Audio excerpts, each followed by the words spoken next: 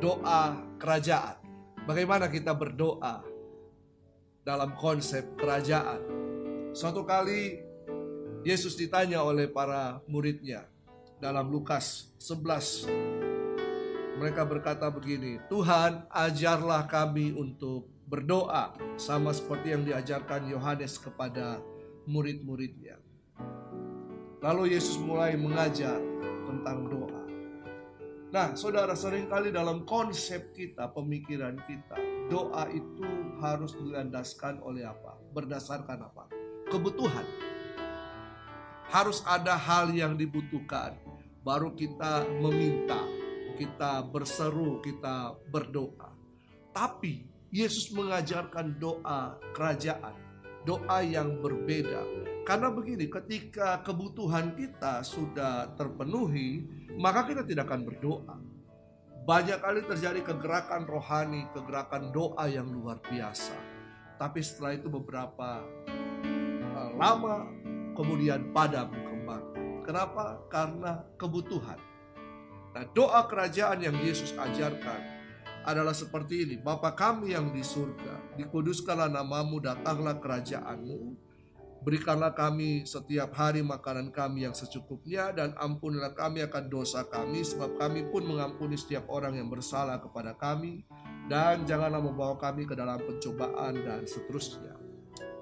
Dalam Lukas ini Yesus mengajarkan kepada para murid, ketika berdoa, hal yang pertama yang harus dilakukan adalah mari kita melihat bahwa Yesus ada duduk di atas tahta.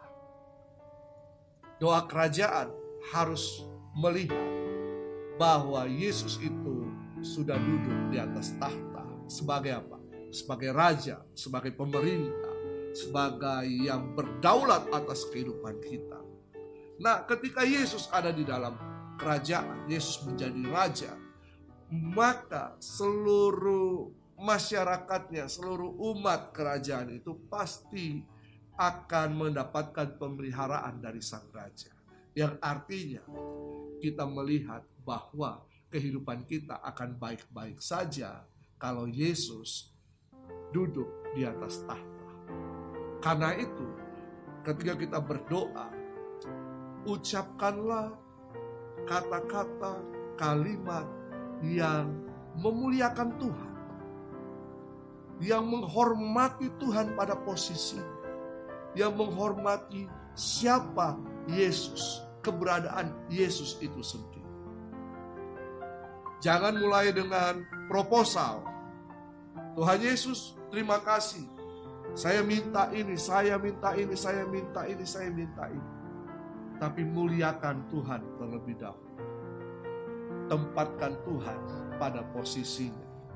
Tempatkan Yesus sebagai raja di atas segala raja. Karena dialah yang menjamin kehidupan kita, warga kerajaan. Nah, hal yang kedua, doa kerajaan itu berbicara tentang bukan kebutuhan, tapi bagaimana agar supaya kehendak Allah dinyatakan. Dikatakan begini, Bapa kami, Bapa, dikuduskanlah namamu, datanglah kerajaanmu. Bagaimana kehendak Allah itu bisa hadir, kerajaan Allah itu bisa nyata, establish di muka bumi itu. Berarti kalau kerajaan Allah dinyatakan, kuasanya pasti akan mengikuti. Karena itu berdoalah sesuai dengan kehendak Tuhan. Minta supaya kita mengerti kehendak Tuhan atas kehidupan kita. Bahwa kesuksesan bukan soal berkat, bukan soal materi, bukan soal hidup kita mengalami peningkatan, kemakmuran dan lain-lain.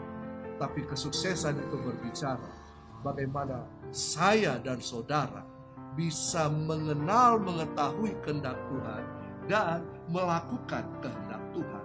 Dan kehendak Tuhan itu terlaksana di muka bumi. Itulah kesuksesan yang terbesar.